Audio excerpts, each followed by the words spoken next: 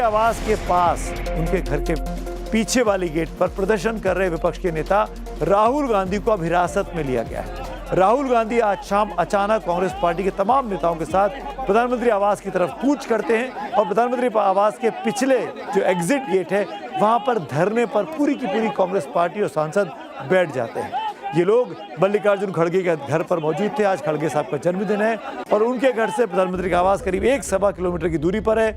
वहां से मार्च करते हुए प्रधानमंत्री आवास को घेरने पहुंचते हैं और धरने पर वहां बैठ जाते हैं और उसके बाद दिल्ली पुलिस आती है, मान मनोबल करती है, नहीं मानने पर उनको उठाकर वहां से ले जाती है। तस्वीरें उसी बस की हैं दिल्ली पुलिस की, जहां पे राहुल गांधी को अब पुलिस उठाकर थाने में हिरासत में ले गई है। अखिलेश यादव समाजवादी पार्टी के अध्यक्ष वो भी पहुंचे सॉलिडारिटी दिखाने के लिए राहुल गांधी के पास, उनको भी पुलिस ने हिरासत में लिया गया। पेपर लीक मामले में धर्मेंद्र प्रधान और प्रधानमंत्री के इस्तीफे की मांग को लेकर पीएम आवास के पास धरने पर बैठे राहुल गांधी को पुलिस उठाई है। जैसे ही पुलिस राहुल को उठाने आई, राहुल वहां जमीन पर लेट गए। इस पर पुलिस कर्मियों ने हाथ पैर से पकड़कर उठाकर ले गए, जैसे किसी को जबरन उठा के ले जाया जाता है। विपक्ष के नेता को कैसे पुलिस ले गई, इस तस्वीरों में आप देख सकते हैं। गुंडाई और राजनीति गुंडागर्दी की उसका अंत यहाँ नहीं है। ये एक नई क्रांति की शुरुआत है राहुल गांधी के नेतृत्व में। वो हमें जेल में बंद कर सकते हैं, लाठियां मार सकते हैं, दुर्व्यवहार कर सकते हैं, पर मोदी जी को जवाब देना पड़ेगा इन हिंदुस्तान के लाखों बेटा बेटियों को जिन्होंने पेपर लीक से अपना भाग्य खोया है, अपने कुल का चिराग खोया है। ये क्रांति अब बड़ी ज्वाला बनकर धधकेगी। राहुल गांधी के नेतृत्व में ये रुकने वाली नहीं। अब अभी कुछ ही क्षण पहले आपसे बार बार जब पूछा गया कि आपका क्या मुतालबा है, तो आपने ये कहा था कि अगर मुझे ये आश्वासन दिया जाए कि संसद में कांग्रेस पार्टी को भारत सरकार चर्चा करने देगी या करने के लिए तैयार है, तो मैं तुरंत ये धरना समाप्त कर दूंगा। लेकिन अब आप अपनी बात से हट रहे हैं। तो बोले साहब ये तो मेरी मर्जी है, मेरी मांगें बदल चुकी हैं। दरअसल शाम को करीब 3:30 बजे के आसपास कांग्रेस के नेता पहुंचे पीएम हाउस के घर के पीछे का जो राजाजी मार्ग का इलाका है, लोक कल्याण मार्ग जहां जुड़ता है, आके वहां पर धरने पर बैठ गए थे उस सर्कल पर। वहां पे ट्रैफिक जाम हो गया। वो बहुत ही सिक्योर्ड इलाका है, प्रधानमंत्री का निवास बगल में है, वहां पर किसी को भी प्रोटेस्ट करने की इजाजत कभी नहीं मिलती है। इसीलिए कांग्रेस ने किसी को कानो कान खबर नहीं होने दी। ना पुलिस से परमिशन मांगी गई, ना दिल्ली पुलिस को पता था, ना मीडिया को पता था। अचानक मल्लिकार्जुन खड़गे के घर के बाहर से कांग्रेस के नेता निकले। राहुल गांधी, प्रियंका गांधी उसकी अगुवाई कर रहे थे और पैदल चलकर करीब 1.25 किलोमीटर पैदल चलकर वहां पे आकर कांग्रेस के तमाम सांसद प्रदर्शन करते हैं, धर्मेंद्र प्रधान के इस्तीफे की मांग करते हैं, प्रधानमंत्री से सवाल करते हैं, अमित शाह जी से सवाल करते हैं, ये कहते हुए कि दिल्ली पुलिस ने कल छात्रों पर बेरहमी से लाठियां क्यों बरसाई, इनको संसद में इस पर बहस करनी चाहिए। फिर सरकार ने जितेंद्र सिंह, जो कि पीएमओ के राज्य मंत्री हैं, उनको डिप्लॉय किया, राहुल गांधी के पास भेजा, बातचीत की। सब कुछ कैमरे के सामने चल रहा था और उस कैमरे के सामने राहुल गांधी से बातचीत में ये कहा, जैसे कि अभी आपने सुना जितेंद्र सिंह को, कि उन्होंने कहा कि मुझे अगर एश्योरेंस मिले कि हाउस में अगर चर्चा होगी तो हम इस धरने को खत्म कर देंगे। जितेंद्र सिंह लौटते हैं वापस, सरकार में विमर्श करते हैं, राहुल गांधी की डिमांड है, वापस जाके राहुल गांधी को बताते हैं कि सरकार आपकी डिमांड को मानने को तैयार है और हम सदन में नीट के मामले को लेकर, छात्रों के मामले को लेकर, शिक्षा के मामले को लेकर चर्चा करने को तैयार हैं। तब राहुल गांधी बोलते हैं कि भाई मुझे तो धर्मेंद्र प्रधान का इस्तीफा भी चाहिए, बकौल जितेंद्र सिंह। यानी राहुल गांधी ने पहले जो कहा, बाद में जब जितेंद्र सिंह गए उनके पास दोबारा, तब राहुल गांधी अपनी पहली की बात से मुकर गए और शायद इसीलिए बाद में राहुल गांधी ने कहा कि मैं यहां से नहीं हटूंगा। फिर पुलिस आई और उनको उठाकर वहां से अब लोधी रोड थाने में ले जाया गया है। वहां पर वो हिरासत में रखे गए। देश के विपक्ष के नेता राहुल गांधी, मुझे याद आ रहा है पिछली बार अगस्त 2025 में भी जब वो प्रोटेस्ट कर रहे थे इलेक्शन कमीशन के बाद, तब भी उनको पुलिस ने हिरासत में लिया था। पीएम हाउस के पास कांग्रेस ने जो प्रदर्शन किया, उस पर अब एक राजनीति भी विपक्ष की शुरू हो गई है। आम आदमी पार्टी इससे भड़क गई है, क्योंकि राहुल गांधी जब पीएम के घर के बाहर प्रदर्शन कर रहे थे, उसी टाइम अरविंद केजरीवाल अभिजीत दीपके से मिलने जंतर मंतर पर पहुंचे थे। और संजय सिंह, जो आम आदमी पार्टी के सांसद हैं, उन्होंने सोशल मीडिया प्लेटफॉर्म पर लिखा है कि कांग्रेस 1 महीने से आंदोलन को गाली दे रही है, अब राहुल गांधी कह रहे हैं कि जंतर मंतर नहीं, हमारे धरने में शामिल हो, क्योंकि राहुल गांधी ने ऐसा ट्वीट किया था।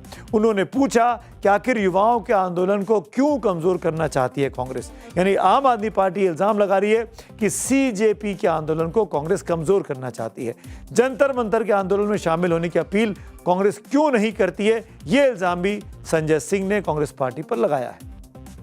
और अब बात करते हैं आज की एक और बड़े मूवमेंट की, एक और बड़ी कहानी की। दर्द में नौजवान हैं तो गुस्से में किसान भी हैं। अब बात देश के किसानों की कर रहा हूं। देश भर के किसान, खासकर पंजाब के और हरियाणा के, अमेरिका के साथ हो रही अंतरिम व्यापार समझौते यानी बीटीए का विरोध कर रहे हैं। किसानों ने विरोध जताने के लिए दिल्ली के किसान घाट पर महापंचायत बुलाई थी, लेकिन किसानों को रोकने के लिए दिल्ली के बॉर्डर एक बार फिर से सील कर दिए गए हैं। किसानों का कहना है कि इस डील से देश के किसानों का भारी नुकसान होने वाला है। वहीं सरकार का पक्ष है कि ये डील किसानों के लिए फायदेमंद है। अगर ये ट्रेड डील किसानों के हक में है तो देश का किसान आज गुस्से में क्यों है, क्यों वो दिल्ली आकर घेराव करना चाहता है, प्रदर्शन करना चाहता है, ये भी आपको बताऊंगा। लेकिन पहले किसानों के गुस्से की एक झलक देखिए।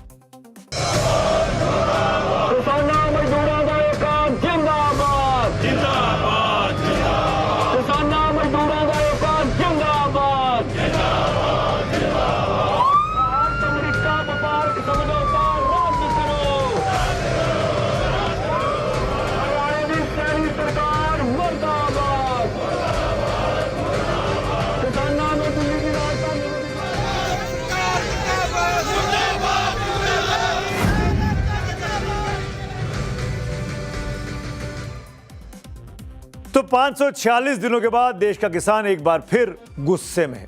एक बार फिर दिल्ली के कई बॉर्डर्स को इस बार सील करना पड़ा है। किसानों को रोकने के लिए दिल्ली की किलेबंदी की पूरी योजना तैयार कर ली गई है। हालांकि इस बार ना तो किसान ट्रैक्टरों को लेकर पहुंच रहे हैं और न ही किसी तरह के घेराव की चेतावनी दे रहे हैं, लेकिन एहतियात के तौर पर दिल्ली पहुंचने वाले हरियाणा और यूपी के बॉर्डर पर जबरदस्त पुलिस के इंतजाम किए गए। सबसे ज्यादा हलचल हरियाणा के शंभू बॉर्डर पर है और सिंघू बॉर्डर पर देखने को मिली है। दिल्ली कूच के लिए निकले किसान एक दिन पहले फतेहगढ़ साहब में जुटे थे। आज जब किसान पंजाब हरियाणा के शंभू बॉर्डर पर पहुंचे तो पुलिस ने उन्हें वहां पर रोक लिया।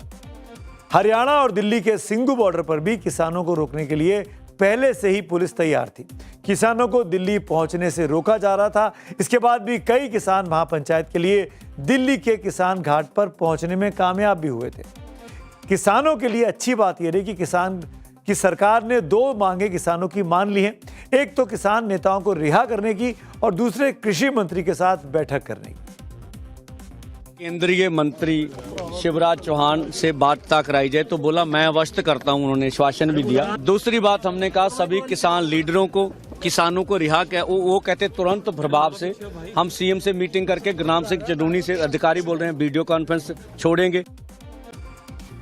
दरअसल अमेरिका और भारत के बीच बायलैटरल ट्रेड एग्रीमेंट बीटीए जिसको बोल रहे हैं, एक द्विपक्षीय व्यापारिक समझौता जिसको आप हिंदी में कह सकते हैं, उस पर बातचीत चल रही है। और किसानों को लग रहा है कि बीटीए पर जैसे ही भारत के साथ भारत हस्ताक्षर करेगा, भारत उसका हिस्सा बनेगा, तो उनका यानी भारतीय किसानों का नुकसान होगा। कैसे होगा ये मैं आपको बताने की कोशिश करूंगा आगे चल के। इस बार भी किसान भारी तैयारी के साथ दिल्ली कूच के लिए निकले थे और सरकार को इसकी आहट पहले से हो गई थी, इसीलिए बातचीत का तो रास्ता निकाला ही जा रहा है। सरकार की तरफ से बार बार कहा जा रहा है कि किसानों को नुकसान नहीं होने देंगे। प्रधानमंत्री जी ने कहा है जितना भी फ्री ट्रेड एग्रीमेंट हुए हैं उसमें किसानों को लेकर के, किसानों का इंटरेस्ट, उसको प्राथमिकता देते हुए कोई नुकसान होने नहीं देंगे। तो सरकार आश्वासन दे रही है, लेकिन किसानों को डर है कि अमेरिका के साथ डील से अमेरिकी कंपनियों को भारतीय बाजार में आने की खुली छूट मिल जाएगी, जिसका सीधा असर भारत के किसानों, भारत के डेयरी उद्योग और भारत के छोटे व्यापारियों पर पड़ेगा। हालांकि जब इसी साल फरवरी में डील पर सहमति बनी थी, तब भी सरकार की तरफ से कहा गया था कि भारतीय किसान और ग्रामीण अर्थव्यवस्था को सुरक्षित रखा गया है। सरकार का तर्क है कि गेहूं, चावल, दालें, दूध और डेयरी जैसी चीजें इस डील का हिस्सा नहीं है। उसी तरह हमारे कृषि उत्पादों को अमेरिकी बाजार में कम या जीरो टैरिफ के साथ बेहतर पहुंच मिलेगी। चाय, कॉफी, मसाले, नारियल के उत्पाद और कुछ दूसरे कृषि उत्पादों के निर्यात को बढ़ावा मिलेगा। केवल उन्हीं उत्पादों में बाजार खोला गया जहां भारत की घरेलू जरूरतों और उद्योग की मांग को ध्यान में रखा गया है। इसमें किसान की गरिमा का पूरा ध्यान रखा गया है। ये ट्रेड डील हमारे किसानों को न केवल पूरी तरह से सुरक्षित रखती है, बल्कि हमारे कृषि उत्पादों को नए अवसर प्रदान करती है। तो देश के जवान यानी युवा छात्र भी गुस्से में हैं, देश के किसान भी इस वक्त गुस्से में हैं, लेकिन किसान कांग्रेस की इस जो संगठन है इस डील को किसानों के हितों के खिलाफ मानते हैं। क्यों मानते हैं, इस बात को जान लीजिए। किसान संगठनों का कहना है कि अमेरिका में कृषि पर बहुत ज़्यादा सरकारी सब्सिडी मिलती है, इसीलिए उनके उत्पाद जैसे मक्का, सोयाबीन, कपास, डेयरी प्रोडक्ट्स, पोल्ट्री फीड बहुत सस्ते यहाँ हो जाएंगे।